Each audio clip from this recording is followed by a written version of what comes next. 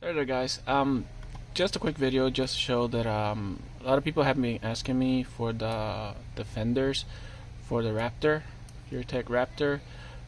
These are the ones that I used on my video. As you already know, the Raptor comes with the side plates and top plates and stuff, but it does not bring the fenders. So I went ahead and added these files to my Thingiverse account, and I also added these that kind of go further back. I put them individually to where you could do one side and then print the other one as well, so it makes it like a really easy print.